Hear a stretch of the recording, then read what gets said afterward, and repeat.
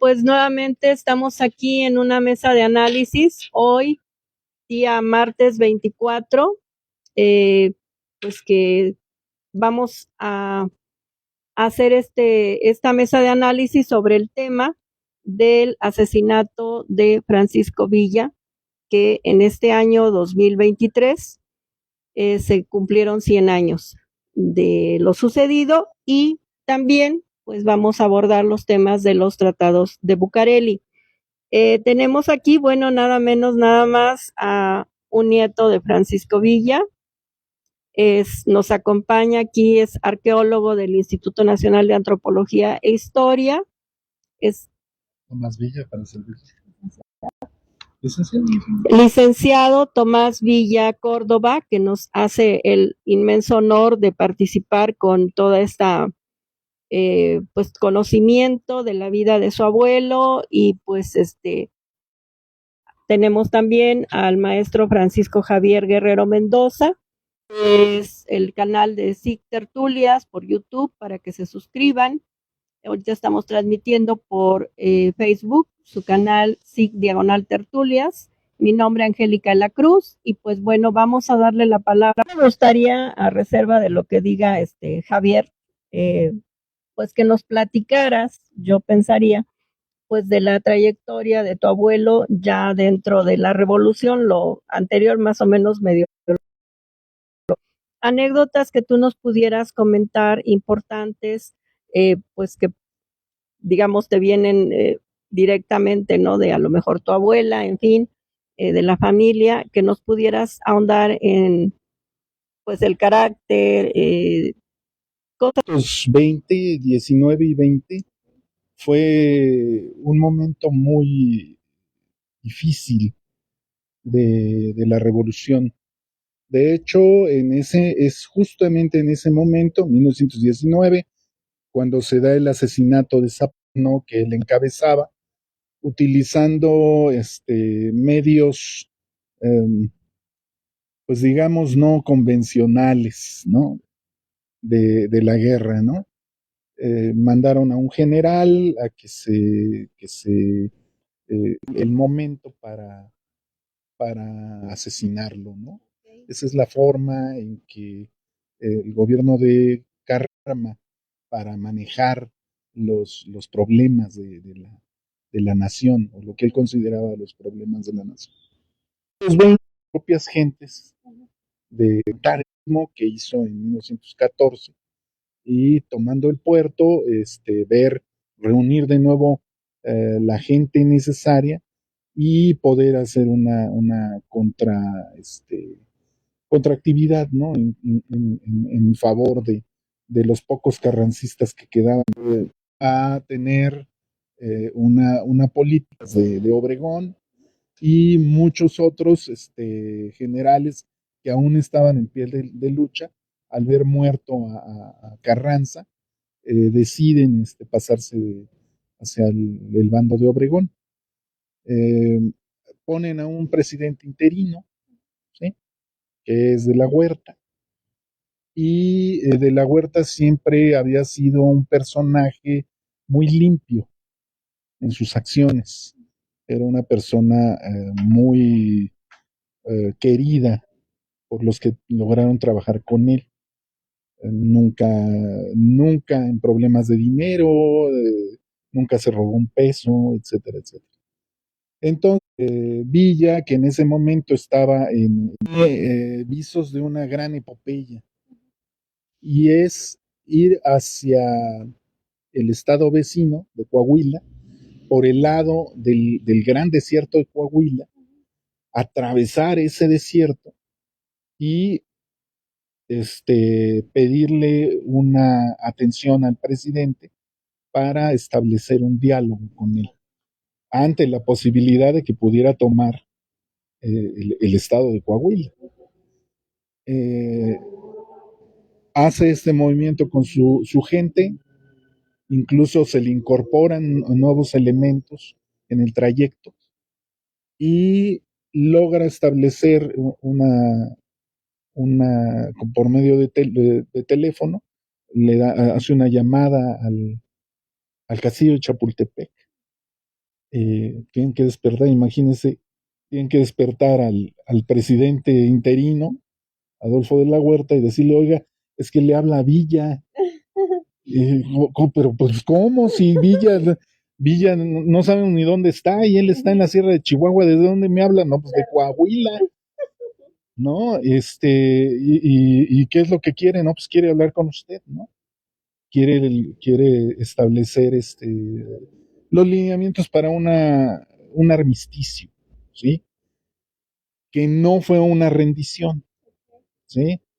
Ese armisticio implica un cese al fuego entre los dos bandos, y la posibilidad de que sus hombres pudieran ser tratados como iguales al ejército carrancista.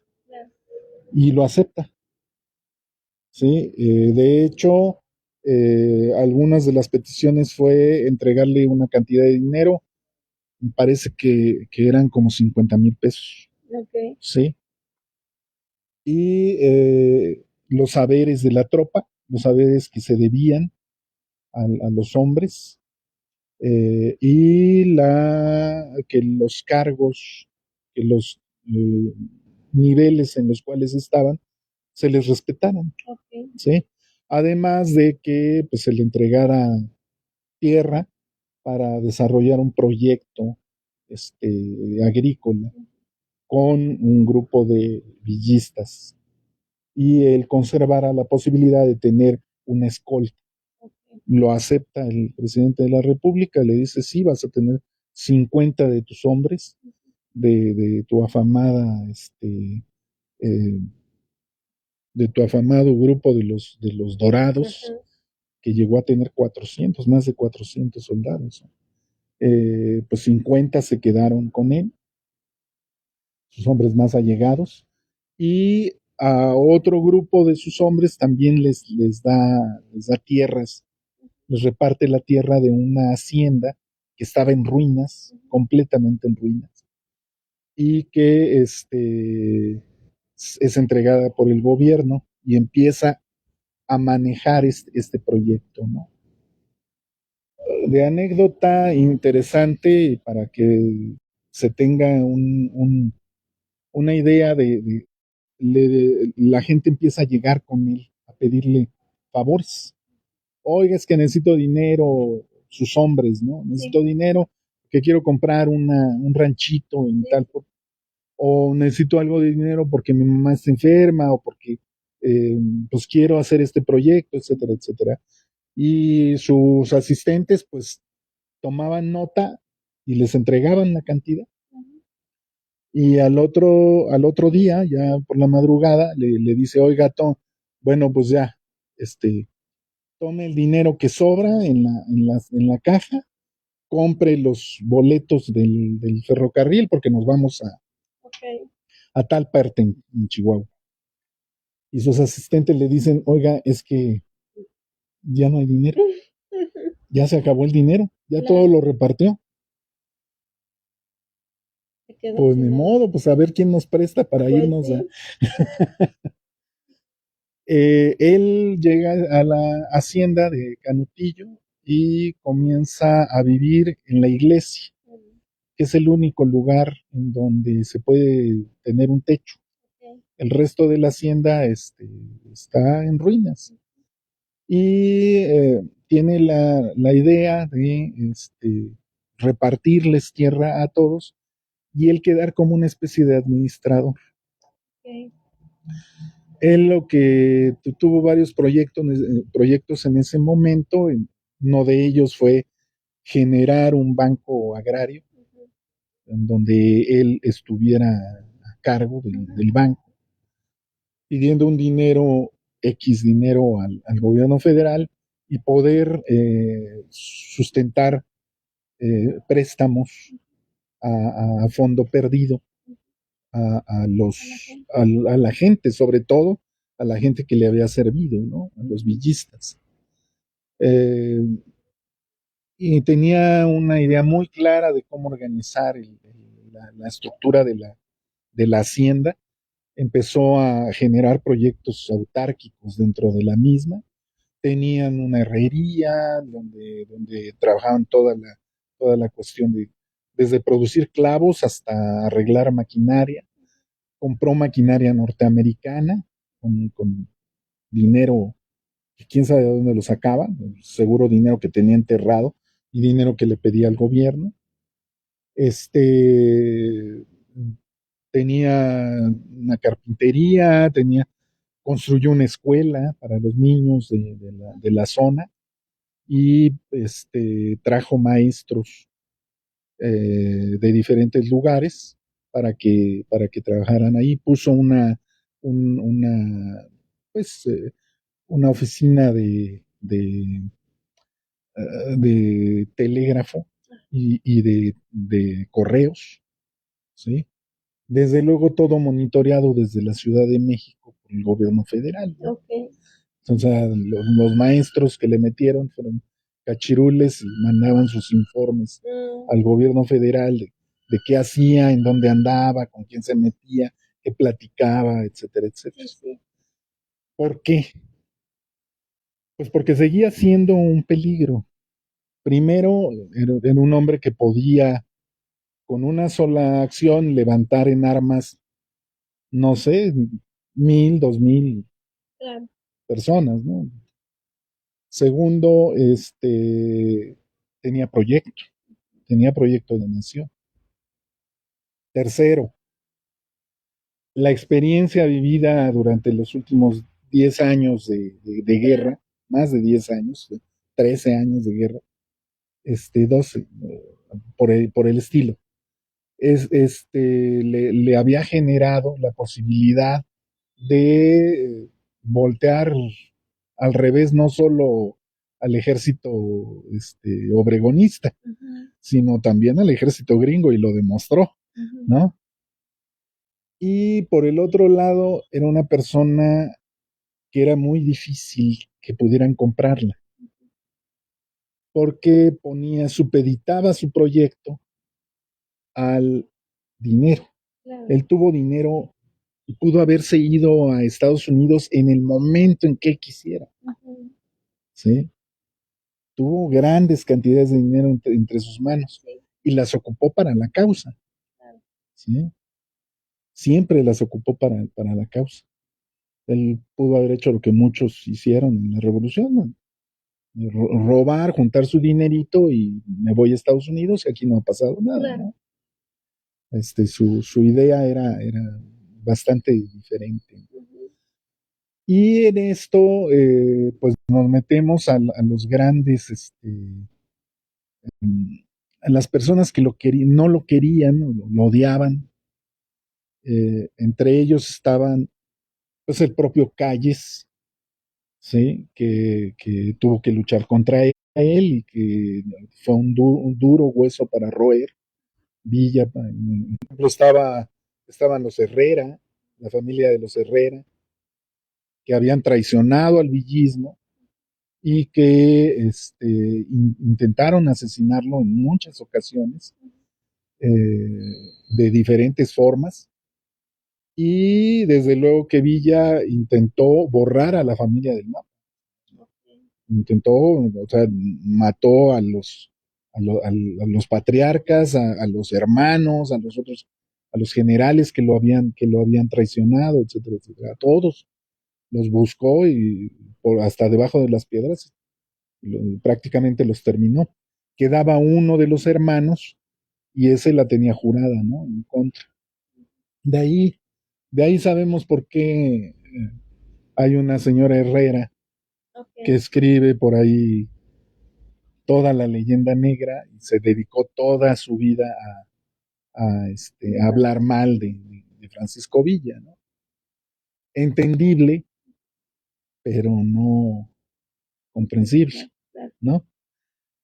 Y bueno, llegamos a más o menos a 3 meses antes del asesinato de Francisco Villa, y hay una disputa que se termina desarrollando en los periódicos, tanto locales en Durango y en Chihuahua, como los nacionales, porque uno de los Herrera déjeme busco, Jesús Herrera, Jesús Herrera envía una serie de matones a asesinar a Villa, porque bueno, pues no podía llegar el señor Herrera, ponerse de frente a él y sacarle la pistola, ¿no? O sea, era bastante obvio que Villa le iba a ganar el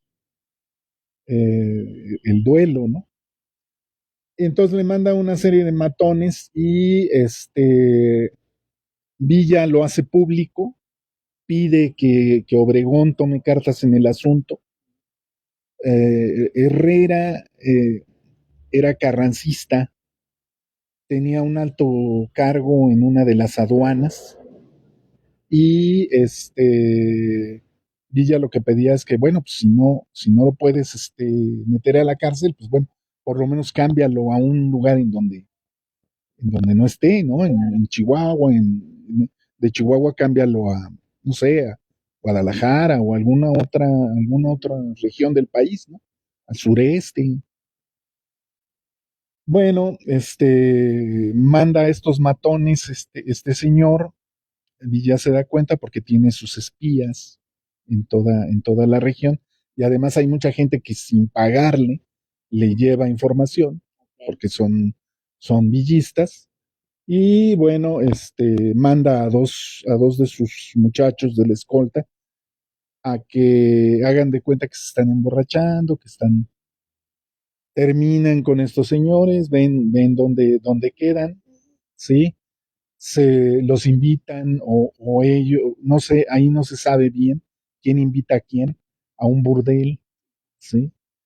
Y en el burdel, los matan, ¿sí? Matan a estos sicarios.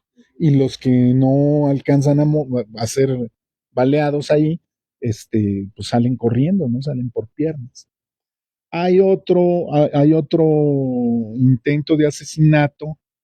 En algún momento sale Villa de la hacienda, lo están esperando unos sicarios, pero él pues, tenía como un sexto sentido, ¿no?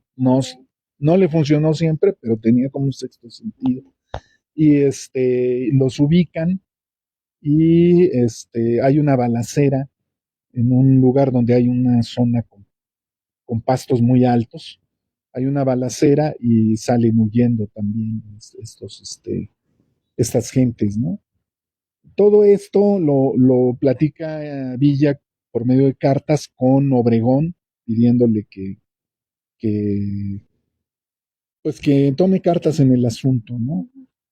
El problema es que había dos elementos que jugaban en contra de Francisco Villa en ese instante histórico, ¿no? El primero era que había cada vez más generales que estaban en desacuerdo con las formas en que Obregón quería llevar las cosas, ¿no? Y estaban a punto de un rompimiento, buscaron como bandera al señor de la Huerta, que era una persona muy honesta, como ya lo dije antes, y el hecho de que existiera Villa generaba incertidumbre por la capacidad de poder aglutinar rápidamente a un grupo mucho mayor de enemigos en contra de Carranza, perdón, de Obregón y Calles, ¿no? El segundo, digamos, problemática que estaba en contra de Villa y de su búsqueda de desarrollar un proyecto pacífico, era el hecho de que el gobierno norteamericano y en particular algunos magnates norteamericanos no olvidaban la toma de Estados Unidos por parte de las tropas villistas, ¿no? Y entonces parece ser, según algunos, algunas personas en la época que la negociación para eh, soltar un préstamo al gobierno de Obregón y declararlo como gobierno amigo, ¿sí? Se fincaba en varios elementos, y uno de ellos era la muerte de Villa. Había otras personas que buscaban también la muerte de Villa, no solo los señores Herrera, sino, por ejemplo, estaba este general Joaquín Amaro, un, un general que conocido por su sadismo, ¿sí? Y que logró obtener un lugar muy importante en la época de Obregón, porque modificó o reorganizó el ejército mexicano postrevolucionario, ¿sí? Ahora no es muy conocido Joaquín Amaro.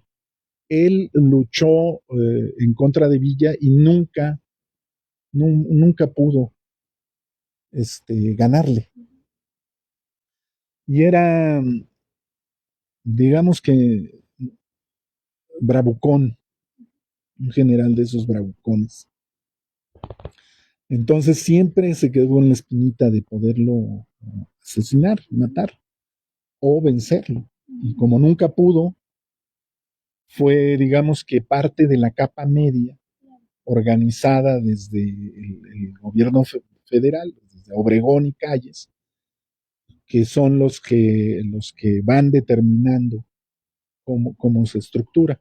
Hay una capa media que organiza directamente el asesinato, en donde estará Melitón Lozoya, que es un Salas Barraza, que es un diputado local de Durango, que luego se va a echar la culpa cuando la gente empieza a decir, después de la muerte de Villa, del asesinato de Villa, él se va a echar la culpa y lo van a sentenciar a 20 años de prisión. No va a cumplir ni 6 meses en la prisión, y después le va a dar dinero el gobierno, y hasta a los centroamericanos creo que va, ¿sí? Va como representante de México en lo premiaron, terminaron premiándolo, y con él todos los que estuvieron inmiscuidos en el asesinato, ¿sí? Entonces, de anécdota, yo le puedo decir que mi abuela, ¿sí?, doña Manuela Casas, fue la esposa que recibe a Villa en su casa el día anterior, ¿sí? Ella acababa de tener, de dar a luz a mi padre. Tenía unos meses mi padre de haber nacido, y a la mañana siguiente, él venía con muy poca escolta, venía solo con 4, 5, 6 personas de escolta. Traían a su cocinero, siempre cargaba con un cocinero porque lo habían intentado matar envenenándolo en varias ocasiones. De hecho, una de sus hijas muere, una de las tías muere asesinada de esa forma, envenenada, en Cuba, cuando es una niña ella apenas. Y el, los 4 o 5 venían en un solo carro, venía con su secretario, y lo habían estado esperando por varios días, encerrados los asesinos en un edificio que está al final de una placita, y antes de dar una vuelta para cruzar un puente, un río, donde pues el automóvil tenía que bajar la velocidad para dar la vuelta y en ese momento lo atacaron. Esta gente, que eran 7, 8 sicarios, lo ataca con munición del ejército expansiva y en carga cerrada, ¿no? Entre Trillo y él eran 17 impactos de bala. Las municiones expansivas, cuando entran, cuando penetran, explotan en el interior y salen por el otro lado, pero llevándose una gran cantidad de tejido, ¿no? Entonces, uno de ellos sale y lo remata, ¿no? Pero mi abuela contaba la anécdota en donde él se había levantado muy temprano porque acostumbraba a ser un ranchero, ¿no? Los rancheros siempre acostumbran pararse muy, muy temprano por la mañana y pidió, en cuanto salió el sol, que sacaran al niño, que le pusieran en el patio unos cueros de res para poderse sentar ahí, para jugar un rato con su hijo, con su nuevo hijo que apenas sí conocía, ¿no? Mi abuela era la administradora de un hotel que Villa tenía ahí en Parral y era la dueña de una pequeña casa en donde Villa la frecuentaba, etcétera, etcétera. Muy cerca también de otra de las mujeres, ¿no? De mi abuela. Entonces, da el momento en el cual él se tiene que partir, lo ve partir, se regresa a su casa y se oye la descarga cerrada y ella intenta salir para ver qué pasa y el cocinero la detiene. La detiene y le dice, no, Manuelita, es que está muy dura la balacera. Sí. No salga.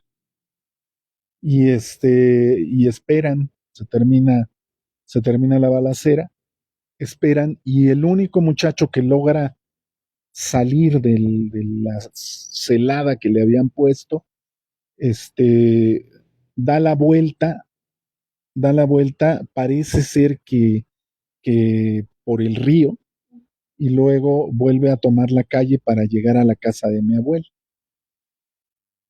Y ahí se ve el carácter de los villistas. El muchacho llega, abre la puerta y trae un balazo de expansiva en uno de los brazos, ¿sí? A la altura de la muñeca. El balazo le había cortado, prácticamente cercenado la mano, ¿sí? Mi abuela toma sus hilos, donde guardaba sus tijeras, etcétera, etcétera, y le hace las curaciones, le corta la mano, le cose, ¿sí? Y este hombre, en vez de decir, lléveme a un hospital, mire, es que me duele mucho, es que esto, es que lo otro, lo que le dice a mi abuela es, Manuelita, nos mataron al general. Esos eran los hombres de Villa.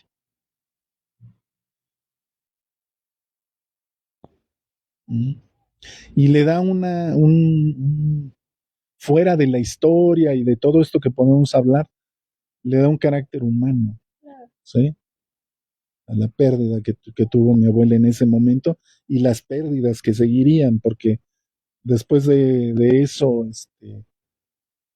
pues a mi abuela le quitan su casa, ya no es la administradora del hotel, se pierde el hotel, el ejército entra a su casa para sacarla, los obregonistas entran para sacarla y se queda con una mano adelante y otra atrás. Y además, se tiene que ir a vivir en una especie de isla, en una presa, en mucho para proteger a mi papá, porque pues desde una isla uno puede ver quién viene y quién va, ¿sí? Y viven muchos años de muchas pobrezas ellos después de la muerte de mi abuelo, ¿sí? Pues, ¿qué puedo decirles más? No, no sé. Pues todo muy emotivo, Tomás, gracias. Es muy enriquecedor todo lo que nos comentas, porque bueno, pues precisamente tu abuela fue la, diríamos, última eh, mujer, ¿no? De General Villa, que estuvo cerca, que lo vio vivo y que además pues escuchó, ¿no? La tragedia y estuvo pues hasta en riesgo también ella y su hijo, tu papá, pues siendo víctimas, pues como siempre, ¿no? De los mal gobiernos por ahí que todavía sufrimos, en la actualidad la humanidad. Eso no cambia, ¿no? Las traiciones y bueno, los buenos son los que hay que eliminar y los malos son pues los que se encargan de destruir a la gente, pues noble, buena, que tiene buenas intenciones, pues para sacar adelante a los que están pues víctimas de pobrezas, de injusticias, y pues ellos acaban pagando con su vida la nobleza que les pues los lleva a tomar acciones para defender a los que están sometidos. Muchas gracias, Tomás. Es algo muy, muy emotivo y muy, eh, pues yo creo que muchos no sabíamos, ¿no? Estas palabras que nos cuentas, esta historia. Y pues le damos la palabra aquí al maestro Javier, a ver qué nos quiere comentar. Por favor, Javier. Bueno, recientemente di una conferencia en la alcaldía Venustiano Carranza, en la colonia Felipe Ángeles. Eso me parecía ridículo porque hay una colonia Felipe Ángeles en la alcaldía Venustiano Carranza, si Carranza fue el asesino de Felipe Ángeles, ¿no? Pero bueno, estas son las paradojas típicas de nuestro país. También habría que, en relación a lo que señalaba Tomás, Joaquín Amaro era un bruto que tenía la costumbre de no bañarse, de eructar constantemente, de sacarse cosas de la nariz. Era lo que los chicos llaman un perfecto naco. Lo que pasa es que Joaquín Amaro tuvo la suerte de casarse con una chica francesa que más o menos lo domesticó, lo disciplinó y hasta lo hizo una especie de Lord, ¿no? Lord Amaro. Este bruto tiene actualmente una estatua allí por el Campo Marte porque fundó la Escuela Superior de Guerra, ¿no? Efectivamente es uno de los tipos que seguramente intervino en la planeación del asesinato de Pancho Villa. Ahora, yo me remito a principios del siglo pasado y mi abuelo, Laureano Guerrero, está huyendo, está huyendo de Durango porque tenía el pavor y el miedo de ser asaltado y asesinado por un bandolero llamado Doroteo Arango. Es decir, Doroteo Arango era un hombre que tenía cierto aborrecimiento por la familia Guerrero, porque mi bisabuelo Cipriano fue gobernador de Durango, Laureano, mi abuelo, es el hijo de Cipriano, y generalmente estos latifundistas duranguenses se casaban entre ellos, las familias de ellos generaban uniones maritales entre ellos para impedir que las herencias fueran a parar a manos de advenedizos, ya fuera del centro de la República o de Yucatán o de otros lados, excepto en el caso de los gringos, porque cuando llegaba un galán gringo, lo recibían con beneplácito, de plácemes, porque los gringos siempre están en feria, son muy guapos, son de raza superior y eran vistos como salvadores de nuestra patria, ¿no? Entonces, efectivamente, este grupo de latifundistas de Durango, que es mi propia familia, es mi propia familia, somos parientes de los Bracho, de los Asúnzolo, de los Gavilán, y Por cierto, entre los Asúnzulo había una chica nacida en 1905 cuya madre la discriminaba porque era morena. Decía que era muy fea, su propia hija.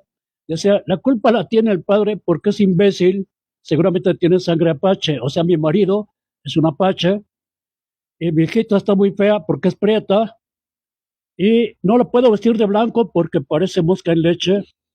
Entonces, esa familia Asúnzulo huyó también cuando la gente de Villa acomete sus acciones revolucionarias y la chica fea se llamaba Dolores Asúnzulo y López Negrete, huye a la capital, después se hizo famosa con el nombre de Dolores del Río. Esa era la chica fea, ¿no? Que no era precisamente fea, ¿no? Pero bueno, pero fin, ¿no? Eso decía su propia madre, doña Antonia López Negrete, que era fea.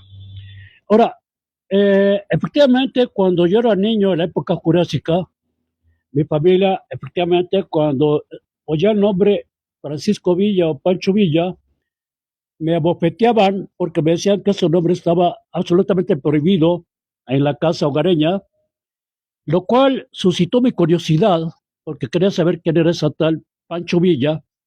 Y aquí habría que ver también el problema de la relación con la revolución que había por parte del Ejército Libertador del Sur. En el caso del Ejército Libertador del Sur, se plantea que el más importante asesor del general Emiliano Zapata era don Antonio Díaz Sotigama.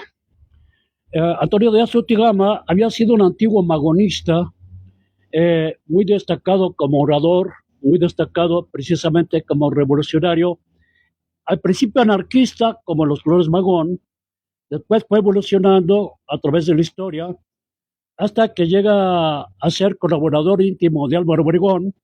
Incluso Sotigama estaba el día que asesinaron a Obregón, allí en el Parque de la Bombilla, en San Ángel, y fue de los que gritó, no le haga nada a León Toral, el asesino. Bueno, no sabían que se llamaba León Toral. No le haga nada al asesino, déjenlo hablar, porque ese tipo lo han mandado, lo han instruido para matar a nuestro gran presidente, Álvaro Obregón, ¿no? Y entonces, pero Sotigama, en realidad, no fue el principal asesor del general Emiliano Zapata, sino era el licenciado y juez Miguel Mendoza López Schorfeger. Schorfeger porque era hijo de una baronesa alemana de Jalisco, ¿no? Y por lo tanto un hombre aristocrático, realmente muy imbuido de una serie de ideas propias de la nobleza germana, porque él siempre presumió de ser muy germano y noble. Incluso me invitaba constantemente esa persona a ver unos churros espantosos con la maravillosa actriz Romy Schneider acerca de la emperatriz Sisi. Ponían a Sisi como una hada, ¿no? En esas películas, cuando fue una maldita emperatriz, eh, cuñada de Maximiliano, que vino a México, y que fue asesinada por un anarquista, Sisi también, ¿no? Eh, a pesar de ello, este hombre, Miguel Mendoza López, desde la juventud le había lavado el cerebro una serie de lecturas, básicamente de León Tolstoy y otros anarquistas, en particular también de este gran geógrafo Reclus, ¿no? Entonces él fue inclinándose hacia el magonismo, conoció a don Ricardo Flores Magón, y cuando los magonistas fueron derrotados militarmente y políticamente, él se unió al zapatismo. Ya en 1910, Miguel Mendoza López había sido juez en Durango, precisamente, retornó mucho después, en los años 30, pero Miguel Mendoza López Schwarzenegger era un hombre que conocía de las andanzas de un tal Doroteo Arango, y él había creado una serie de órdenes de aprehensión contra Doroteo Arango, un bandolero robavacas que andaba ahí por Durango, y al cual Mendoza López despreciaba profundamente, aún sin conocerlo. Después se unió con Emiliano Zapata, y siempre que se habla del zapatismo, todo el mundo repite como loro huasteco la existencia de un plan libertador llamado Plan de Ayala. El Plan de Ayala era un plan bastante rudimentario y bastante conciliador con los latifundistas y terratenientes del estado de Morelos, los cuales deberían ser indemnizados incluso cuando las tierras de los campesinos volvieran a las manos de estos labriegos. En realidad, la ley más radical del zapatismo se llama Ley Palafox, porque está firmada por Manuel Palafox, un lugarteniente del general Zapata, pero en realidad quien hizo la Ley Palafox fue Miguel Mendoza López Chorpeguer. Incluso una vez Adolfo Gili me lo dijo: oye, che, la Ley Palafox la hizo Miguel Mendoza López Chorpeguer. Yo le dije a Gili: por supuesto, pero ¿cómo lo sabes? ¿Cómo lo sabes, Adolfo? Es todo el estilo de Miguel Mendoza López. Yo lo he estudiado cuando es el libro de la Revolución Interrumpida, ¿no? Y efectivamente era todo el estilo de Mendoza López. Y andando la revolución, Mendoza López también fundó en Querétaro, en Morelos, en Tlaxcala, las juntas revolucionarias de gobierno, que es un antecedente de las juntas de buen gobierno de los actuales zapatistas. Mendoza López, a su vez, fue candidato sin registro del Partido Comunista Mexicano el año 1958. Él compitió contra ese supuesto gran revolucionario, que era un asesino y ladrón llamado Adolfo López Mateos, ¿no? Al cual en estas últimas fechas lo han honrado como gran nacionalista y no sé, el tipo que logró que la luz fuera nuestra y que no sé cuánto, ¿no? Después les voy a decir lo que realmente pasó con Adolfo López Mateos, que además es muy probable que haya mandado asesinar a su hermana, ¿no? Aunque no tengo pruebas de ello. Entonces, el problema aquí, la ligación con el norte, para Mendoza López, los norteños éramos una partida de chichimecas salvajes. O sea, somos gente que no tenemos propiamente una civilización de tipo hispano, porque claro, Mendoza López era admirador de la conquista y la colonización españolas. A pesar de ser zapatistas, tiene una contradicción muy notoria entre una vida hogareña conservadora, muy heredera de las prácticas y costumbres hispanas, y por otro lado, en la lucha al lado de los campesinos, a los cuales, siendo muy católico, consideraba como ovejas descarriadas que había que volver al redil de nuestro Señor Jesucristo. No es tanto que Mendoza López fuera un socialista o un comunista, sino más bien un cristiano acérrimo que trataba de que la gente campesina volviera a ser protegida de nuestro Señor. Y entonces, la relación con los norteños era una relación que a él no le gustaba porque los norteños éramos chechemecas salvajes y para colmo, o sea, no solamente no tenemos la civilización española, sino ni siquiera la mesoamericana, ni siquiera esa, ¿no? Éramos chechemecas y aparte un defecto verdaderamente espantoso, horrible, para Mendoza López, lo más repulsivo y repugnante de nosotros los norteños era el pochismo, el norteamericanismo, la admiración por el país más salvaje de la historia, un país brutal, asesino, criminal, ¿no? Y que como dice Bernard Shaw, era un país que pasó de la barbarie a la decadencia sin pasar por la civilización. Eso dijo Bernard Shaw, famoso dramaturgo británico, irlandés. Ahora, Mendoza López, efectivamente, cuando se une al zapatismo, empieza a luchar en las filas combatientes del Ejército Libertador del Sur. Y entonces, para esa época, como señaló Katz, yo hablé con Katz varias veces cuando él empezó a hacer su biografía de Pancho. Y Pancho me señalaba que cuando Pancho Madero toma posesión de la presidencia, pensó en utilizar los servicios de Pancho Villa para combatir a los magonistas, ¿no? Y para combatir al Ejército Libertador del Sur. Eso suena muy paradójico en estos tiempos, de cómo Pancho Villa iba a combatir a Zapata. Bueno, según las informaciones o documentos que tiene Katz, eso sucedía efectivamente, porque a final de cuentas Pancho Madero era un hombre en gran medida conservador, que casi se vio obligado a hacer una revolución, porque no había otra manera de tumbar al feroz tirano Porfirio Díaz, tan admirado por Sergio Sarmiento y otros señores neoliberales, ¿no? Entonces, aquí resulta que incluso Pancho Madero, cuando combate a Zapata, mandó un criminal a combatir el zapatismo, a Francisco Cos, ¿no? Y se regocijaba Madero de las tropelías y fechorías que hacía Francisco Cos contra los zapatistas. Y después mandó a alguien mucho peor que Francisco Cos, que era el chacal predecesor de Augusto Pinochet, llamado Victoriano Huerta, ¿no? Era un super asesino, criminal de la Pierra Lea, ¿no? Borrachín, además, dipsómano total. Por fortuna, después Pancho Madero se dio cuenta de la barrabasada que había hecho y manda un hombre muy decente, que fue el general Felipe Ángeles, ¿no? A combatir a los zapatistas, pero Felipe Ángeles siempre se destacó por su honestidad, por su caballerosidad, por su manera de negociar con el propio enemigo, e incluso por su admiración a los propios zapatistas que combatía, ¿no? Y él entendía la justicia del combate zapatista. Ahora, entonces, ya viene entonces la primera fase de la revolución, efectivamente, cuando se levanta Zapata, cuando se levanta Pascual Orozco, que fue enviado Pancho Villa a combatir a Pascual Orozco, por cierto, ¿no? Y lo vence, porque además Pancho Villa, por razones que quizá Tomás conoce muy bien, era realmente un hombre extraordinariamente inteligente, que sin tener instrucción militar como Felipe Ángeles, de repente resulta un genio del combate, de las batallas y de las lides, la refriega, ¿no? Con armas, ¿no?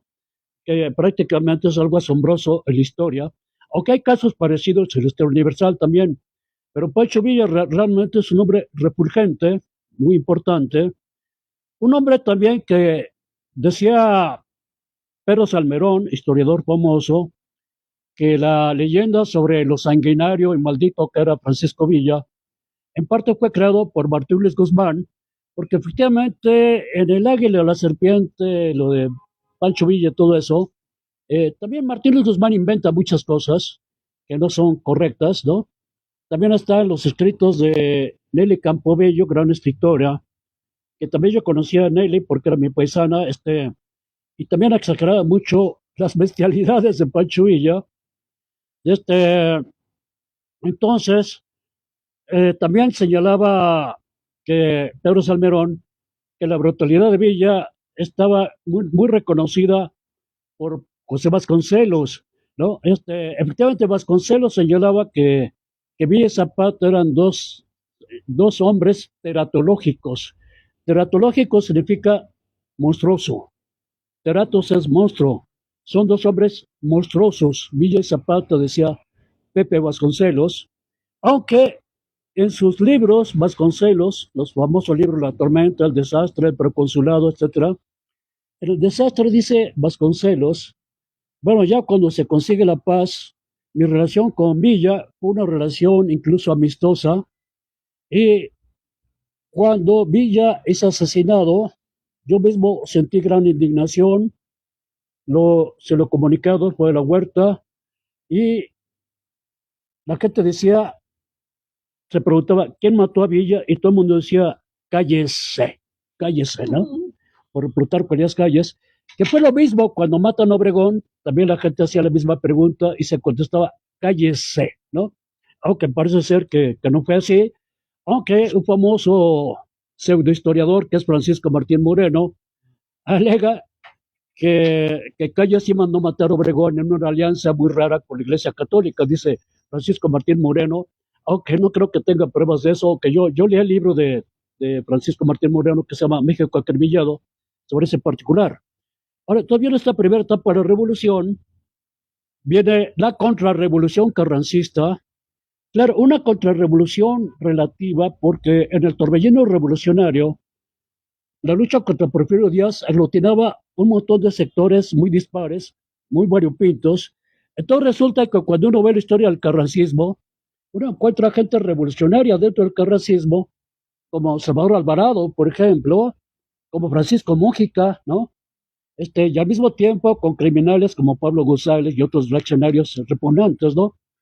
Entonces, en esa época, el propio Mendoza López escuchaba que el bandolero Doroteo Arango se había unido a Pancho Madero. Mendoza López le había presentado un programa de tenencia de reparto agrario a Madero, y Madero le dijo que estaba loco. Esto tiene que ver con un problema básico de la revolución. Hay varios puntos de vista sobre la revolución, y aquí el asesinato de Pancho es un asunto singular, pero hay que verlo en el marco de la revolución y las interpretaciones que se han hecho de la revolución. Ramón Eduardo Ruiz, compañero chicano, mexicano de Estados Unidos, dice, jamás hubo ninguna revolución en México, fue una rebelión muy grande, la llama la Gran Rebelión, porque no había vanguardia revolucionaria, es decir, Villa, Zapata, Obregón, Pascual Orozco, eran gente de mucha incapacidad política, no tenían realmente una visión de nación, no tenían una visión global sobre lo que es la República Mexicana, eran gente muy realmente de escaso valor como vanguardia revolucionaria. Aquí en México jamás hubo un Lenin, jamás hubo un Trotsky, jamás hubo un Bukharin, y por eso fue una revolución que realmente no fue revolución, porque no tuvo este tipo de vanguardia revolucionaria. En realidad lo que se queja Ramón Eduardo Ruiz es que no fue una revolución socialista, es lo que le molesta, porque ha habido multitud de revoluciones en la historia que han dirigido gentes que no son precisamente ilustradas y que sin embargo han sido gente muy combativa y muy eficientes al encabezar una revolución. Porque el mismo Robespierre o el mismo Marat no eran precisamente grandes sabios, y quizá algunos sí, como Saint-Just, que era el lugarteniente de Robespierre, ¿no? Entonces, otra cosa es que esta posición la adoptó también Arnaldo Córdoba, papá de cierto señor odiado por Andrés Manuel, ¿no? Arnaldo decía, como ya el tiempo de Porfirio existía el capitalismo, entonces lo que cambia es solamente la clase política, que también es capitalista. O sea, Porfirio Díaz es un cerdo capitalista y los que siguieron también son capitalistas, ¿no? Aunque no los llama cerdos, porque Arnaldo admiraba a algunos de esos cerdos, ¿no? Y luego viene Gili, que habla de una revolución interrumpida, porque Adolfo Gili hablaba de una revolución en la cual la propia burguesía, o sea, la clase dominante, no tiene bases sociales de apoyo importantes y depende históricamente de un gran movimiento de masas encabezado por Villa Zapata. Entonces tiene que crear efectivamente, necesariamente, el gobierno burgués mismo tiene que crear una política reformista a favor de diversos sectores populares, lo que algunos llaman populismo o bonapartismo. Incluso como Obregón era un hombre muy inteligente, muy sabio, muy listo, muy vivale, ese maldito. Incluso hay una foto muy interesante de Obregón. Obregón está a caballo y a su derecha está el maldito genocida antizapatista Pablo González, un criminal maldito, y del otro lado está Genovevo de la O, un famoso general zapatista. Es decir, logró conjuntar a Genovevo de la O y a Pablo González Obregón, y también hay que notar que Obregón hace una reforma agraria en Morelos. La hace en Morelos, obviamente, para conquistar a los zapatistas, de los que en Michoacán, donde el general Mújica había hecho un reparto agrario, manda a asesinar a Francisco Mújica Obregón. Incluso llegan los potenciales asesinos, que eran unos soldados, los que van a matar a Pancho Mújica. Pancho Mújica les dice, bueno, pues mátenme, son las órdenes del jefe de las Fuerzas Armadas, cumplan sus órdenes, mátenme. No, mi general, ¿cómo lo vamos a asesinar si usted es un gran revolucionario? Y no lo matan, no matan a Mújica, pero el tal Obregón ya había mandado unas coronas de muerto fúnebres al supuesto féretro del general Mújica, así como hacía el Capone con la gente que mandaba a matar también, ¿no? Por fortuna Mújica sobrevivió hasta 1957, ¿no? Y fue un cerebro del movimiento llamado enriquista, ¿no? Ahora, entonces viene esta primera etapa, Carranza traiciona a la revolución, genera una contrarrevolución, aunque hubiera algunos sectores carrancistas que hicieron cosas muy importantes a favor del cambio social. Por ejemplo, Salvador Alvarado. Salvador Alvarado es un antecedente de Carrillo Puerto que ya hace un cambio social importantísimo a favor de los trabajadores en Yucatán, como antecesor de Carrillo Puerto. Se unió después a Adolfo de la Huerta, Salvador Alvarado, fue muerto por Obregón por eso, ¿no? Y entonces, aquí resulta que, de todas maneras, Carranza era un miserable, que prácticamente era un político porfirista, que se rebeló efectivamente contra Porfirio Díaz, pero evidentemente él quería incluso restablecer la Constitución del 57 y no cambiarla. Se cambió por los sectores revolucionarios y sí se vino la Constitución del 17, que sin embargo no es una Constitución de los trabajadores, ni mucho menos. Es una Constitución que concilia a ciertos sectores de la población mexicana, trabajadores y burgueses también, ¿no? A final de cuentas, el grupo de Obregón, el grupo ese de Sonora, es un grupo muy interesado en generar una potencia capitalista. O sea, el modelo básico era crear algo como los Estados Unidos, o como Inglaterra, o como Alemania, un país altamente industrializado, con una burguesía muy poderosa y con un proletariado numeroso y básicamente explotado, ¿no? Es lo que querían y por eso su obsesión por la industrialización que tenían Obregón, Calles y toda esa bola de señores, ¿no? Y combaten a los sectores populares. Bueno, por un lado absorben a parte de ellos y por otro los combaten ferozmente, los reprimen. Y aquí interviene también la represión contra Pancho Villa, que siempre fue considerado un grave peligro por varias razones. Hay que tomar en cuenta que entonces viene esta primera etapa y entonces cuando Emiliano Zapata y Pancho Villa se unen y toman la Ciudad de México, ¿no? Entonces, efectivamente, viene la toma de la propia Ciudad de México, que Octavio Paz consideraba, que por cierto tenía un padre zapatista. Octavio Paz declaró que la Ciudad de México había sido muy conservadora en tiempos revolucionarios. Bueno, esto lo dijo Octavio Paz cuando Cuauhtémoc Cárdenas fue candidato. Como la mayor parte de la gente de la ciudad apoyábamos a Cuauhtémoc, entonces Octavio Paz, que no quería que Cuauhtémoc ganara, decía que era una ciudad muy conservadora. Y que el mismo Cuauhtémoc Cárdenas era un conservador, ¿no? Efectivamente, en realidad la capital en el torbellino revolucionario no había tenido un papel nuclear ni central, pero ya una vez que llegan los zapatistas y villistas y toman la Ciudad de México, efectivamente viene un fervor por el cambio social de parte de casi todos los habitantes de nuestra capital. Es una época excelente de la revolución. Eh, Mucha gente ha visto pues aquel documental de Don Sabor Toscano sobre memorias que, no me acuerdo si memorias un mexicano, ¿no? Donde se ve todo este torbellino revolucionario, ¿no? Y efectivamente es una época en que toda esta bola de salvajes chichimecas con sus uniformes medio británicos y norteamericanos se junta con esos patarrajadas del sur, con sus calzones de manta y todo eso, ¿no?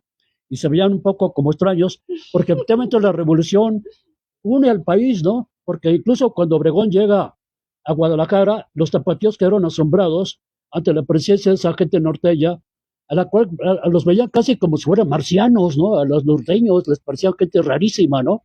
Incluso Perico Gamboa tiene un escrito diciendo que los sonorenses no tienen nada que ver con México, que son totalmente ajenos a la nación mexicana, incluso en el tipo físico, que por cierto Obregón pues parecía gringo, parecía un gringo, ¿no?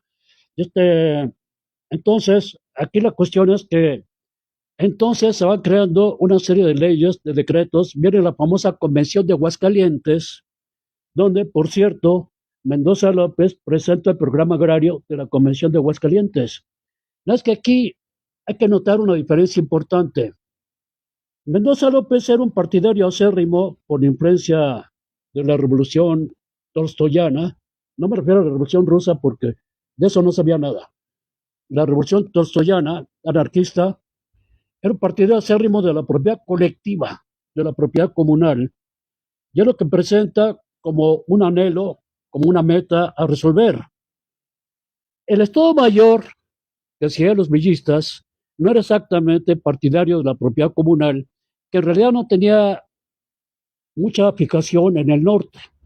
En el norte había muchos pequeños propietarios, había propiedad comunal, efectivamente, sobre todo por parte de grupos étnicos indígenas como los rarámuris, los tepehuanos y otros, pero la propiedad comunal no era precisamente el aspecto dominante, sino pequeños propietarios, rancheros, pequeños latifundistas, que componen en gran parte el núcleo de la gran división del norte.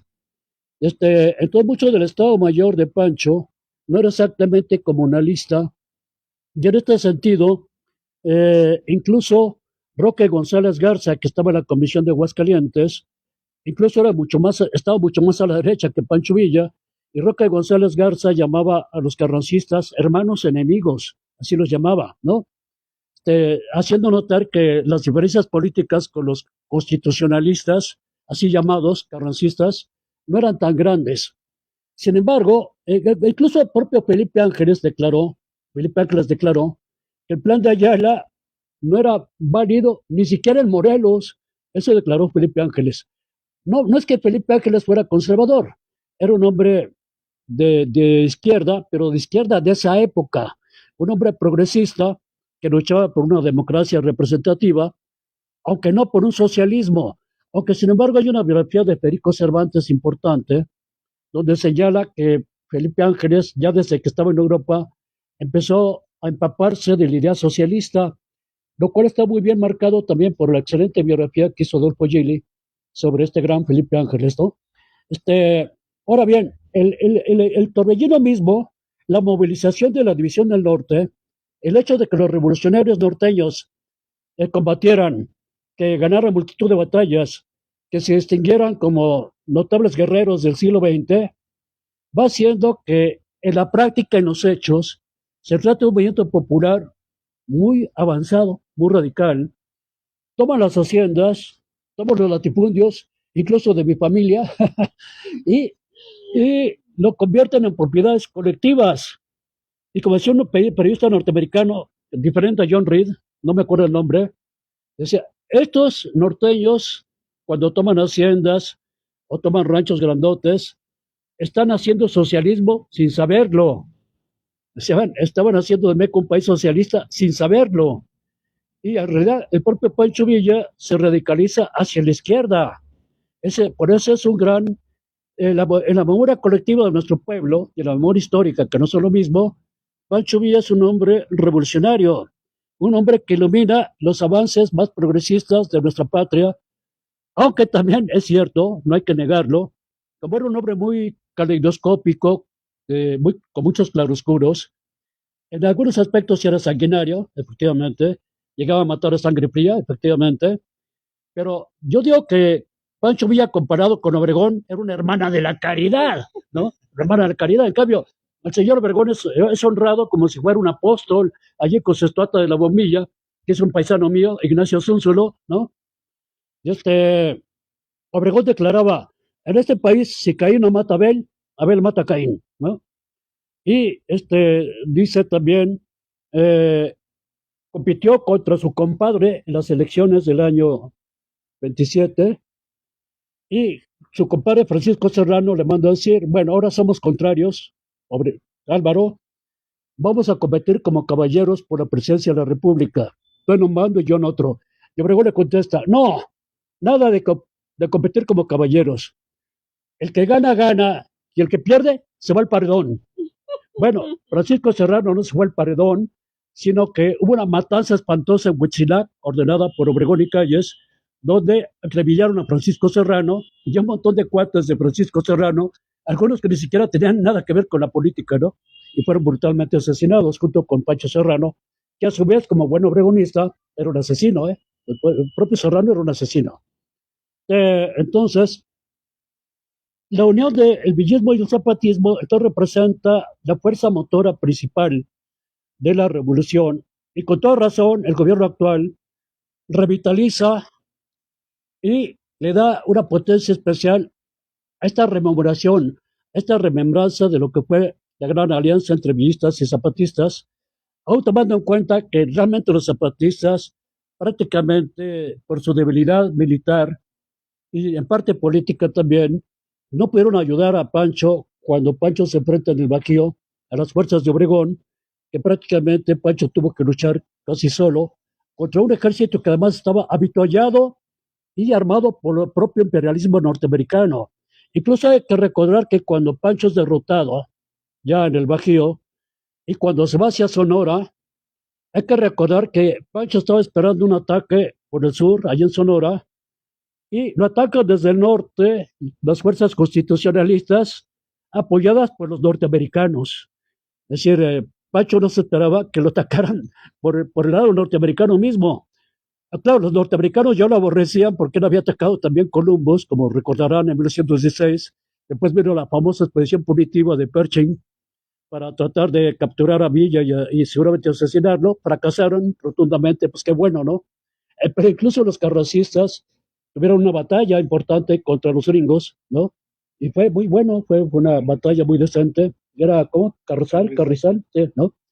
Entonces, todo esto expresa la importancia de Pancho Villa y efectivamente Obregón y Calles, junto con Joaquín Amaro y todo ese vuelo de sicarios malditos, como ese Salas Barraza, preparan al asesinato de Pancho, lo logran y es 1923, que además hay que tomar en cuenta que se firman los tratados de Bucareli.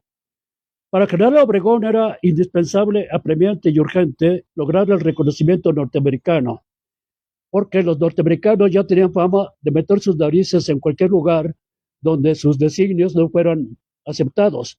Por ejemplo, la guerra con España en 1898, la invasión de Haití a principios del siglo XX, y en general, incluso el ataque a Veracruz en 1914, la expansión punitiva. Entonces, Obregón se ve muy bien que el reconocimiento norteamericano era indispensable para lograr una consolidación de su propio régimen. Entonces se firman los famosos tratados de Bucareli, que en gran medida implican que no haya retroactividad del artículo 27, es decir, en relación al petróleo y al subsuelo de México. Es decir, gringos, británicos y hasta franceses eran propietarios del petróleo y del subsuelo, de productos de la minería, y se prometen en los tratados de Bucareli que no se les va a tocar, que van a seguir siendo pues los dueños de esas riquezas, no van a ser expropiados, y se habla también de elementos secretos de los tratados de Bucareli, pero los tratados de Bucareli fueron rechazados por el Congreso norteamericano. Sin embargo, es evidente que tanto Obregón como Calles terminaron siendo súbditos del Estado norteamericano. Incluso con toda razón, José Vasconcelos habla de Plutarco Elías Calles, uno de los asesinos de Pancho Villa, como procónsul. En su libro El Proconsulado, era un lacayo, Calles, de los norteamericanos. Incluso desayunaba cada rato en la embajada norteamericana con el embajador Morrow, Plutarco Elías Calles, ¿no? Y al principio había sido partidario de Sandino, Calles, pero después renegó. Entonces, por el contrario, Villa, al principio, según tengo entendido, por lo que he estudiado al respecto, sí recibió incluso armas de Norteamérica, pero cuando él se da cuenta precisamente de los designios norteamericanos de absorber política y económicamente a nuestro país, entonces él genera una reacción en contra del imperialismo norteamericano, se cartea con Emiliano Zapata, señala que Estados Unidos, el gobierno de Estados Unidos, es el principal enemigo de nuestro país, lo señala en una carta a don Emiliano, y efectivamente emprende lo que realmente es un sendero luminoso. No me refiero al grupo terrorista maoísta de Perú, no, un auténtico sendero luminoso para México, es el que sigue iluminando la mente de la gente progresista en México. Y sin embargo, yo noto también que en el gobierno actual, el gobierno de Andrés Manuel, yo no soy amlover, tampoco soy enemigo de este gobierno. Pienso que como antropólogos, y el mismo Tomás es antropólogo, arqueólogo, como pretendidos científicos sociales, entendemos que México no depende de si Andrés Manuel se levantó de buen o mal humor. Depende de la dinámica social, de la lucha de clases, como decía un tal Marx, de los grupos generacionales, de la situación de los grupos étnicos y de la memoria histórica que tenemos, donde la figura de Villa es muy importante como la de Zapata. Gracias. Gracias, Javier. Bueno, pues sí, realmente es muy amplio todo lo que nos comentas. Es excelente, pues ahí el recorrido por esa parte de la historia, de los caudillos, de los traidores y demás. Y bueno, tocando, ¿no?, el tema de los tratados de Bucareli. Fíjate que yo he escuchado, o sea, hay gente, y de hecho, no sé, aquí Tomás, si tenga por ahí conocimiento, yo pienso que sí, porque bueno, Javier luego no anda mucho en esto de los medios, así como pues de WhatsApp y esto, pero pues luego se difunden mucho, por ahí unas versiones que quiero poner aquí, precisamente en esta mesa, a ver si Tomás sabe algo, que los tratados de Bucareli precisamente ahorita en este año cumplieron 100 años de que ya no van a ser vigentes. Nos acaba de decir aquí Javier, pues obviamente que no se aceptaron por Estados Unidos. Sin embargo, no sé si Tomás haya por ahí oído, hay gente como dice Tomás, Adolfo de la Huerta era un hombre muy honesto, y Adolfo de la Huerta se levantó contra los tratados de Bucareli. Pero sí se difundió de hace algunos años, pues que esos tratados de Bucareli eran vigentes y que evitaban que hubiera progreso en México. Bueno, aquí Tomás está viendo que sí sabe de esas versiones. Y que pues México estaba sometido por esos tratados de Bucareli a Estados Unidos a que aquí no hubiera desarrollo, pues ni industrial, en fin, y que pues por eso había, inclusive hay versiones que dicen que México tenía o tiene, bueno, en estos 100 años tenía la obligación de tener un atraso en educación, también para que eso se acordó con estos tratados de Bucareli, y que pues por eso México no podía avanzar, ¿no? Ni científicamente, educativamente, industrialmente, etcétera, para estar cumpliendo con estos tratados que se firmaron hace 100 años y que en este año pues se vencía, digamos, el plazo, y que a partir de ya no tener ese compromiso con los Estados Unidos, pues ya México podría pues liberarse, ¿no? De esos acuerdos. Pues me gustaría, digo, porque pues yo como un mero comentario diría yo que pues nuestra Universidad Nacional Autónoma de México es de las mejores universidades del mundo, entonces creo que es falso, como bien dice Javier, ¿no? Pues nunca fueron firmados o aceptados por Estados Unidos, y creo que más bien se utilizaron, ¿no? Esta versión de los tratados para de alguna manera o cubrir, no sé, aquí que me comente Tomás, cómo se ha manipulado esa versión para a lo mejor disfrazar otras actividades, digamos, también de rezago, pero no porque estemos comprometidos, y pues prueba está que inclusive hay extranjeros que vienen a estudiar, ¿no? A la Universidad Nacional Autónoma de México, porque es una de las grandes instituciones reconocida, creo que mundialmente.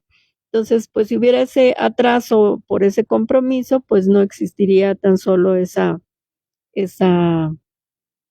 educación universitaria, y pues de hecho pues hay grandes científicos que inclusive se van al extranjero a trabajar porque son mejor pagados. Entonces creo que sí sería bueno abordar en este día que pues es falso esto que luego se nos maneja precisamente en la izquierda, ¿no? Es una versión errónea. A ver qué nos puede comentar aquí Tomás, por favor. Bueno, es complicado el asunto, ¿sí? En 1915, Villa sale de urgencia de la Ciudad de México en un tren sellado hasta Ciudad Juárez. Va solamente con algunos muchachos de su escolta a tener una reunión con un enviado del gobierno norteamericano. Tienen su reunión en el lado mexicano, y y Villa regresa diciéndole a los muchachos que el asunto había salido mal.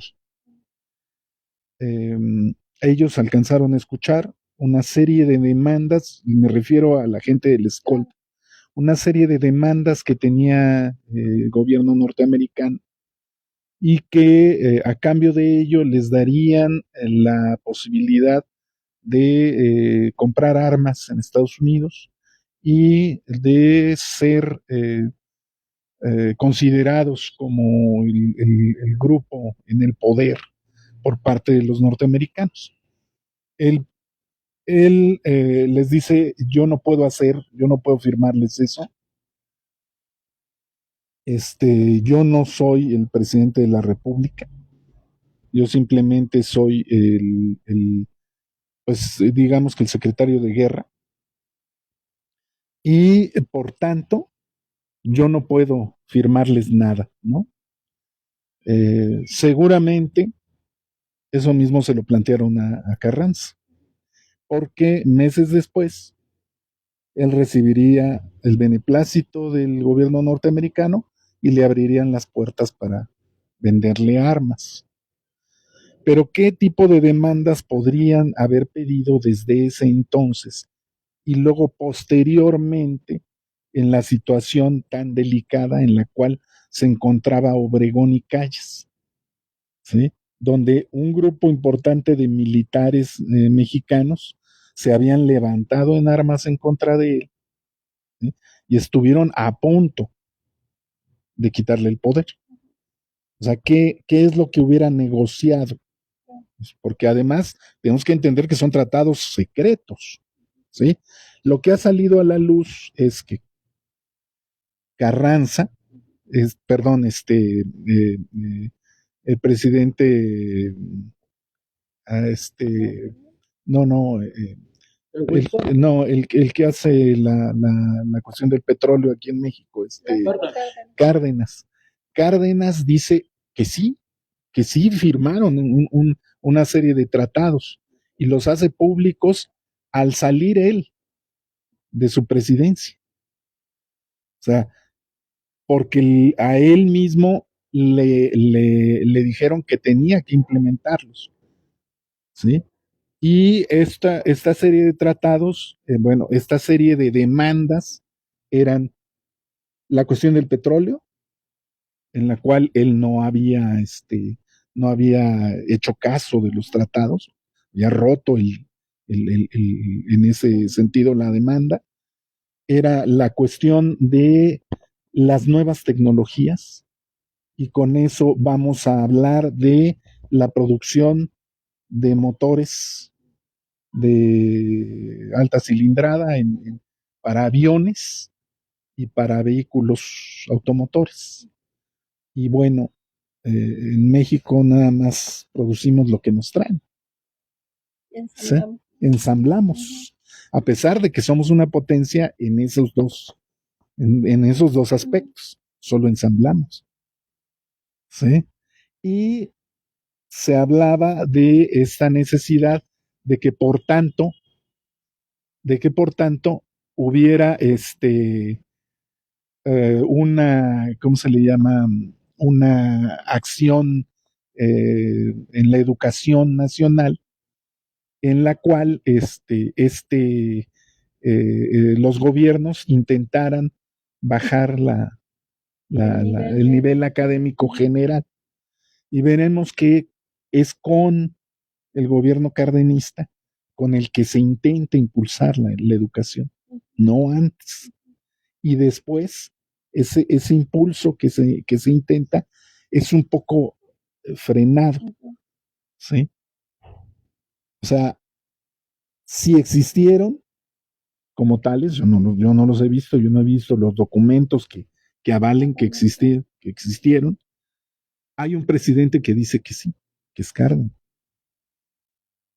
Y segundo, las cláusulas fundamentales las vemos y entendemos por qué se hicieron. Y vemos que hay repercusiones en eso. O sea, en México se produjeron hasta los años 30, incluso en los 40 se producían aviones y se exportaban hasta los años 30, 40. ¿Sí? Pero estos aviones no implicaron un problema a la venta de aviones norteamericanos. Después no eran competencia. Después de ello ya no hay nada. ¿Sí?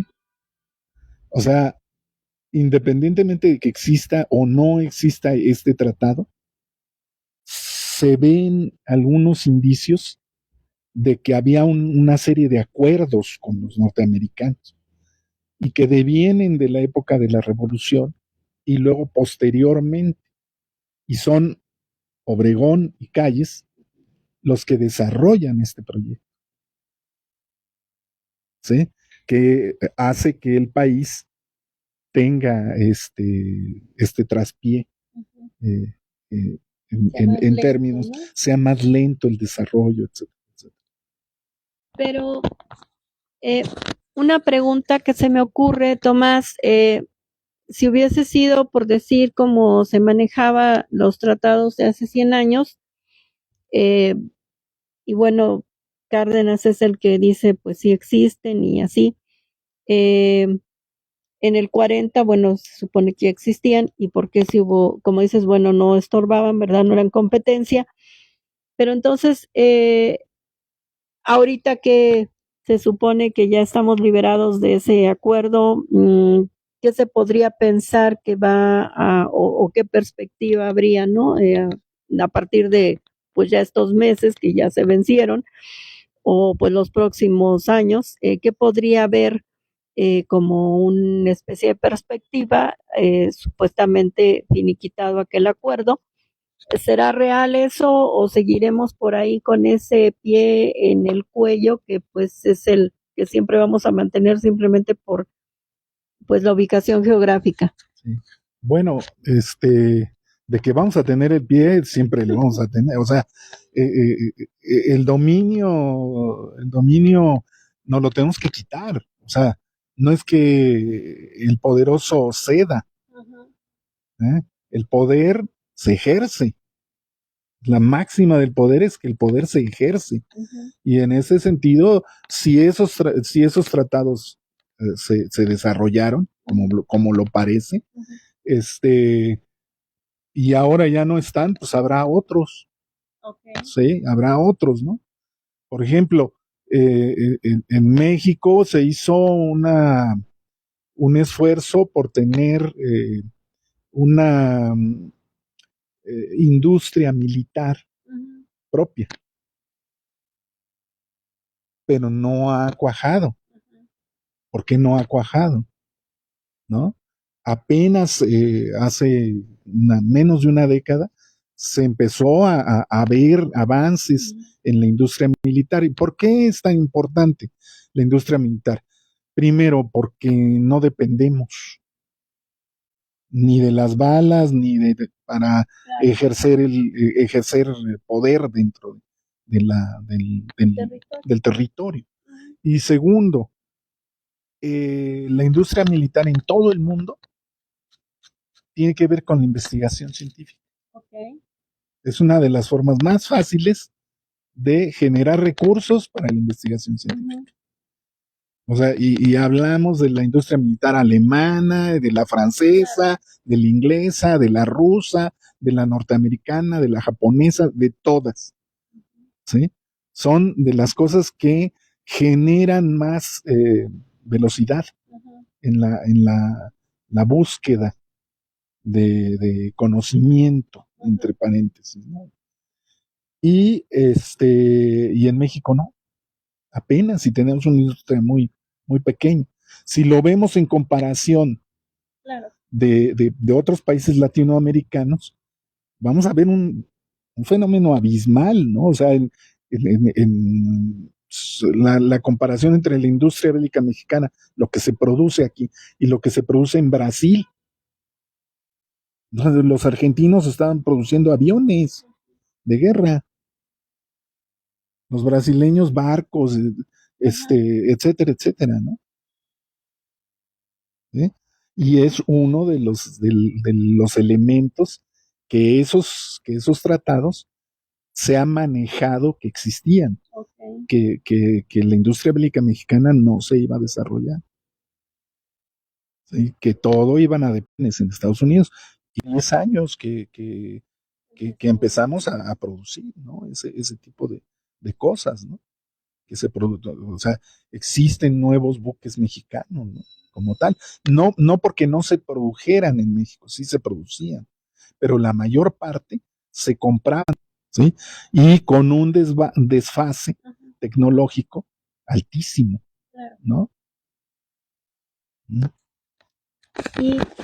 Y por ejemplo, entonces, podrá por ahí a lo mejor verse que tenga una relación, que hay mucho presupuesto para, pues ahora el ejército y la marina, que puedan ellos emerger en esta situación, como mencionas, pues ponerse un poquito más, diríamos, autosuficientes en cuestión armamento o a manejo de, pues, de lo que sería la fuerza militar, o a qué se deberá, pues, tendrá pues relación más bien, y si no es así, bueno, entonces estos presupuestos que ahora sí se han, diríamos, cuestionado, que se les quitan recursos, se les recortan en otras áreas, por ejemplo en la educación, precisamente,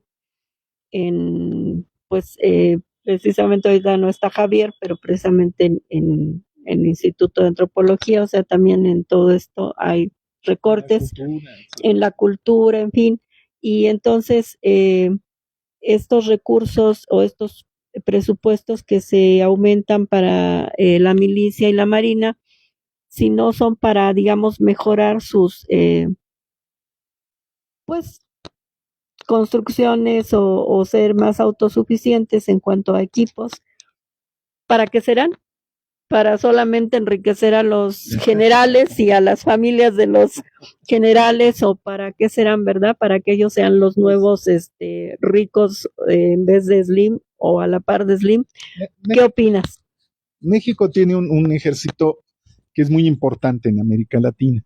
Primero por la cantidad de hombres, okay. ¿Sí? O sea, tenemos un ejército muy grande, ¿sí?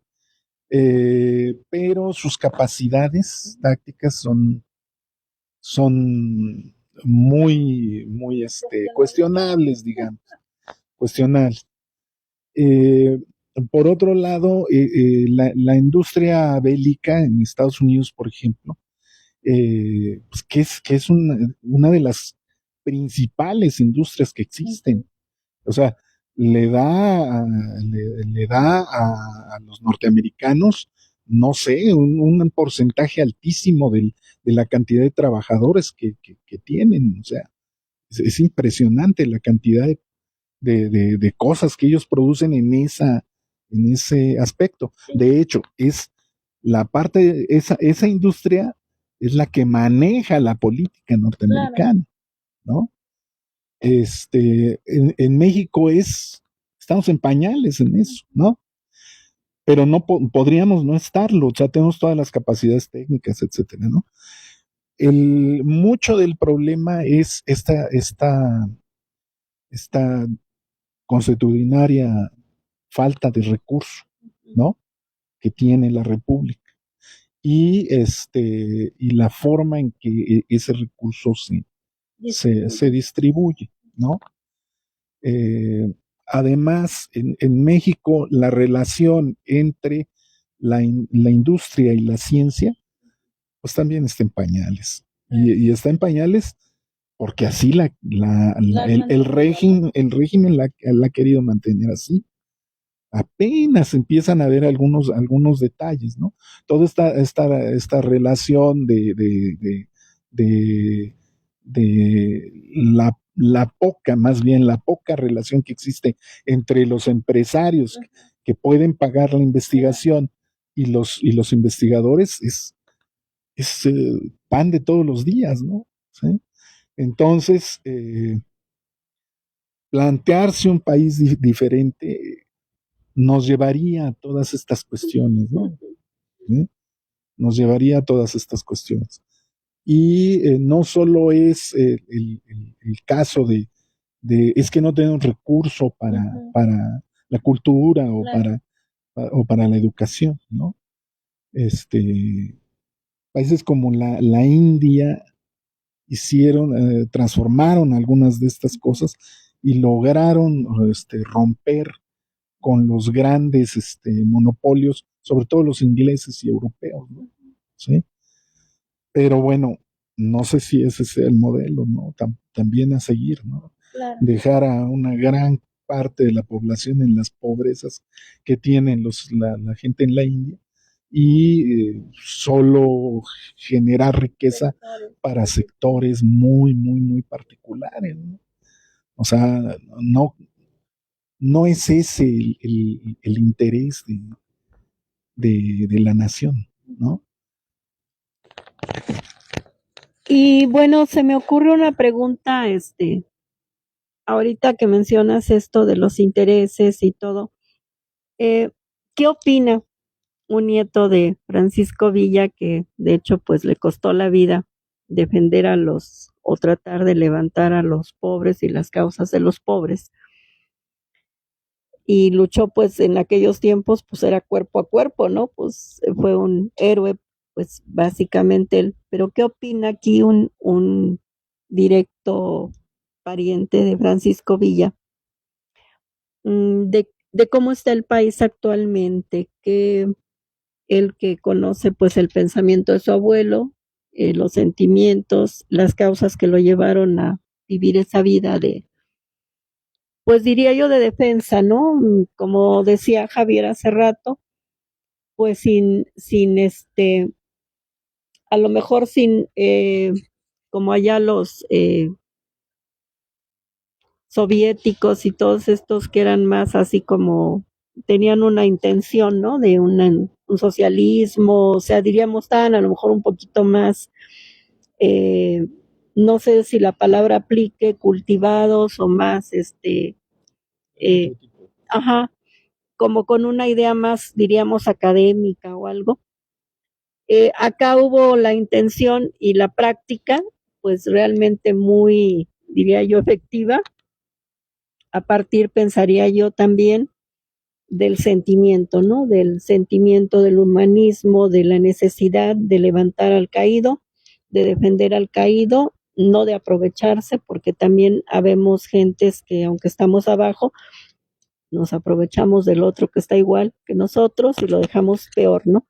Entonces, pues precisamente Francisco Villa, bueno, yo diría de sus sentimientos, de su humanidad, de su humanismo, de esa parte de conciencia, sin tanto cosa de socialismo, algo como comentaba Javier, pues él se dio a la lucha, pues a buscar las causas de defender pues al que estaba oprimido, de defender básicamente los derechos, ¿no? De las personas.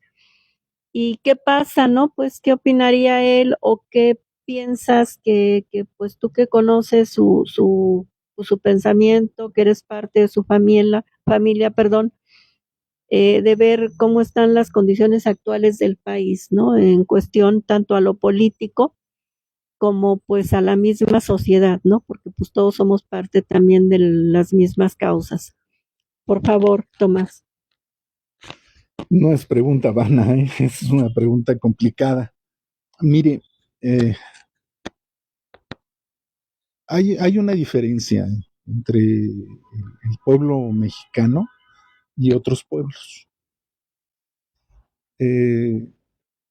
Resulta que en la época prehispánica, la creación de este mundo no fue dada como en algunos otros pueblos. No llega un Dios con todos sus angelitos, crea todo lo que existe, sino que nuestros dioses, parte de nuestra idiosincrasia, que nosotros creamos a los dioses, lo que hacen es tener varias creaciones y van mejorando en cada una de ellas.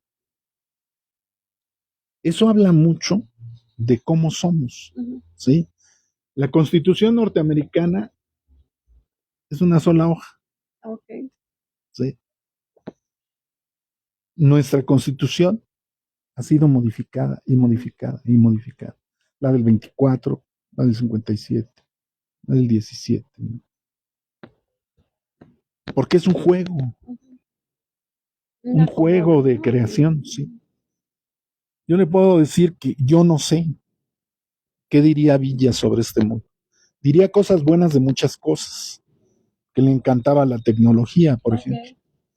Diría muchas cosas buenas del hecho pero yo creo que por ahí fusilaría a algunos, ¿no? Pues es probable, sí, que mandara al paredón a varios. Pues sí. Pero la cuestión con Villa es que, a pesar de que lo asesinaron, Ujú. nunca murió. Ujú. Está en el corazón de mucha gente. Claro.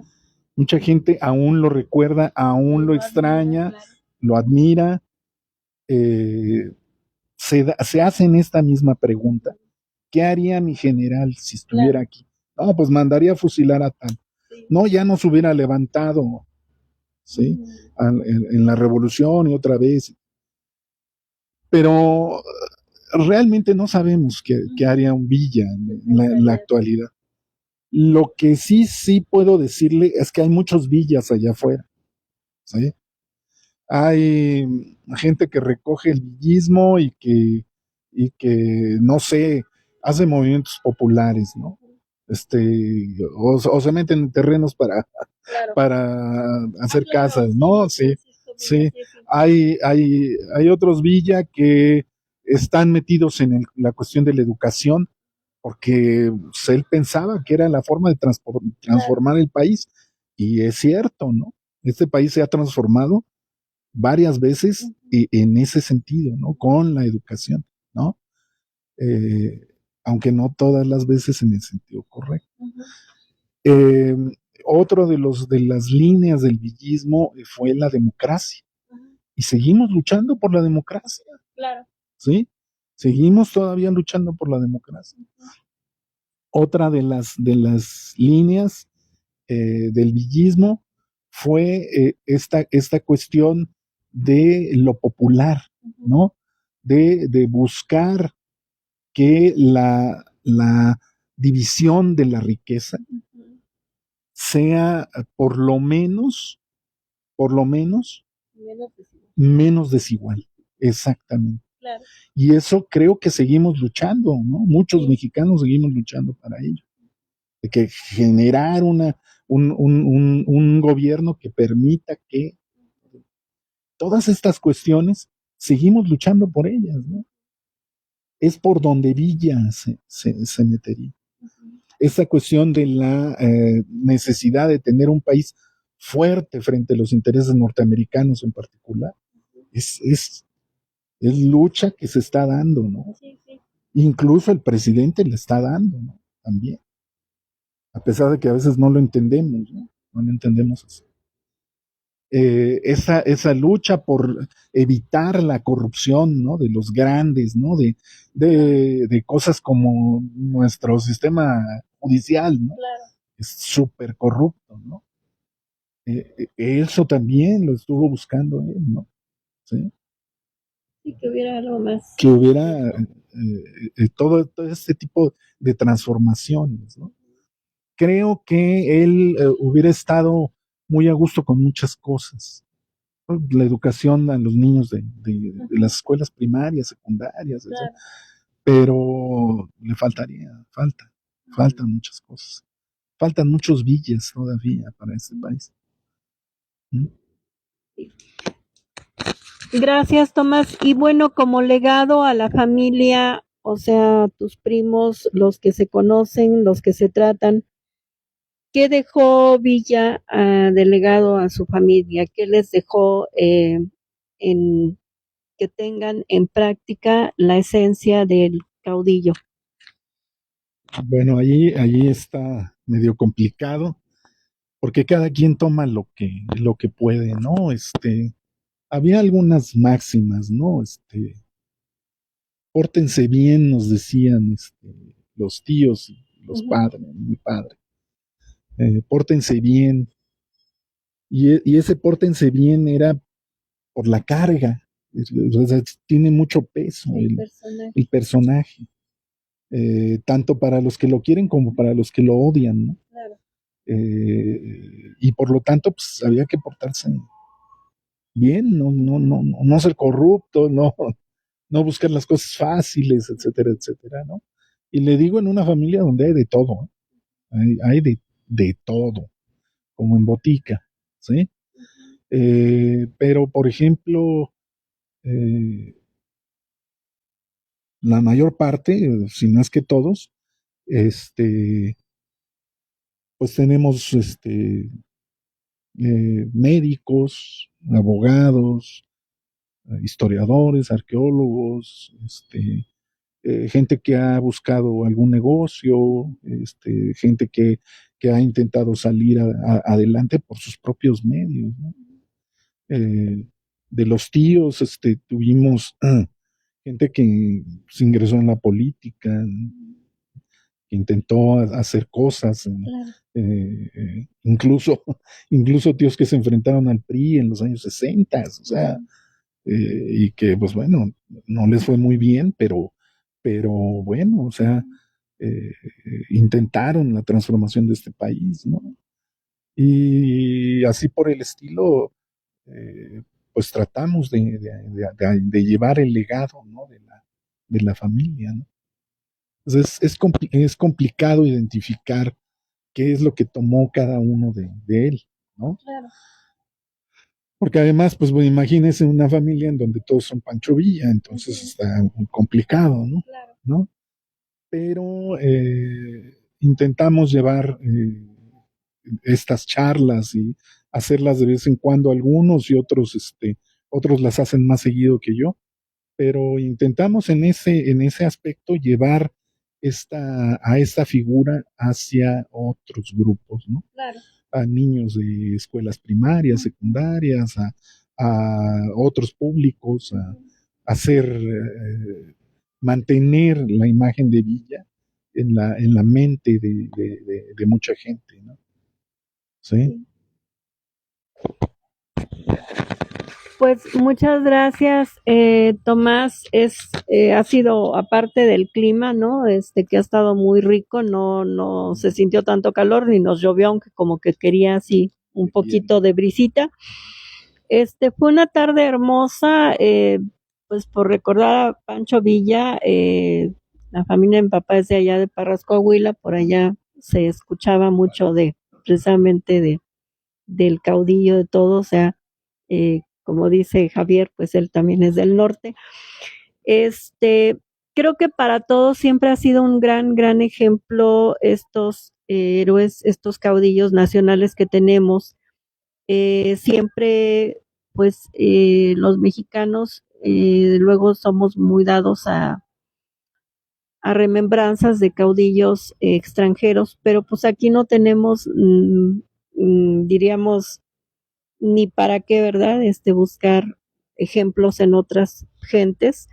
Creo que nuestra revolución mexicana tuvo esa parte, precisamente esa conciencia de buscar esa lucha de clases sin pretender ser como la otra, sino levantar a las personas que tenían opresión por los acaudalados, de repartir mejor las tierras, la riqueza, por ende. Entonces, pues fueron maravillosas las causas, ¿no? De Francisco Villa, de Emiliano Zapata.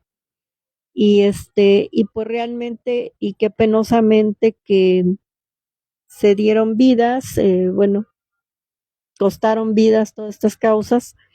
Se lograron, sí, creo, muchos beneficios para la sociedad, que luego pues también los mismos que oprimían, pues han seguido su labor, ¿no? De opresión, y desgraciadamente pues no se ha logrado que los caudillos hubieran visto estos resultados que ellos esperaban y por los que lucharon, por los que tomaron precisamente las armas, que eso ya creo que es muy importante, muy significativo, ¿no? Porque el hecho de tomar las armas y dejar la comodidad de tu casa o simplemente el trabajo laboral así tranquilo, aunque haya opresión, aunque haya carencias, pero el valor pues que tuvieron estos caudillos pues no es cosa menor.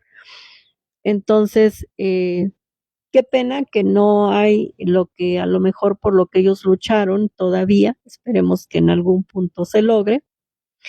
Yo lo veo un poco difícil, pero bueno, vamos a a ver si más adelante las generaciones, los nietos de aquí de Tomás, pudieran tener a lo mejor algo más idóneo, ¿no? En nuestro territorio nacional.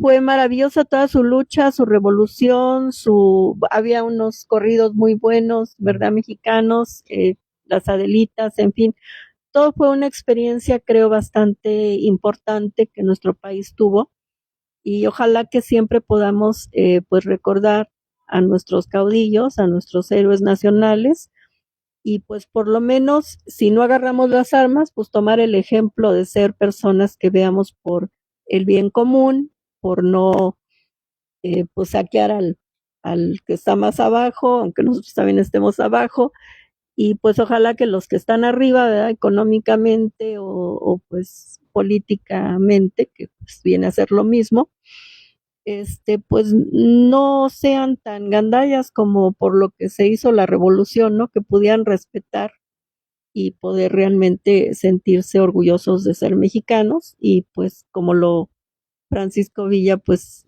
precisamente yo creo que lo abanderaba, ¿no? El ser mexicano, el ser parte de este territorio, de esta cultura.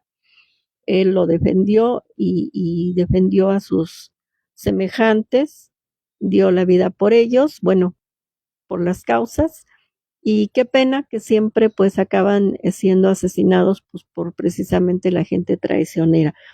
Algo que nos quieras más aportar, por favor, Tomás. Aquí creo que el maestro ya nos dijo que se iba porque pues tendría otro compromiso.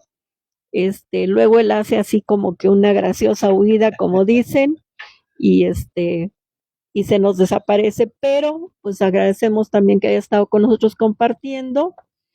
Y pues Tomás, dinos si quieres comentar algo, por favor. Nada, pues nada más despedirme de tu audiencia, darte las gracias a ti y al profesor por permitirme ocupar este tiempo. Claro, Y bueno, pues nos ponemos a sus órdenes. claro, gracias. Ajá. Muchas gracias. Gracias a ti, Tomás, y bueno, un honor. Ahorita voy a tomar una foto y la voy a poner en mis grupos y en mi Face y todo, porque precisamente, imagínense, estar sentada aquí y platicando con un nieto de Francisco Villa, wow, ¿verdad? Pues para mí es todo un honor. Que ojalá que todos, en vez de pues ir a ver creo que se llama Rosalinda, es el que sabe porque su asistente es fan, o gente así rara, que pues finalmente yo creo que son producto de la creación, ¿no? Para enlelarlo a uno. Bueno, ahí van las gentes. No, pues aquí está la gente que es orgullo estar cerca de ellos, los ciudadanos reales de carne y hueso, y que sobre todo, imagínense, pues ahí con los antecedentes familiares de un héroe de la patria, un caudillo como fue Francisco Villa. Gracias. No, pues gracias a ti. Gracias a todas, a todos, recordándoles nuevamente que estamos aquí agradeciendo a Casa Iturriaga la hospitalidad de brindarnos este espacio para poder transmitir. Y bueno, pues posteriormente subiré esto al YouTube. Ahorita no pudimos transmitir en vivo, pero pues estamos aquí, ya saben, en estas mesas de análisis, y pues nos vemos la próxima semana o probablemente el sábado con una conversación sobre los temas de Argentina. Ya les haré llegar el cartel, y pues muchas gracias a todas, a todos. Buena tarde. Gracias.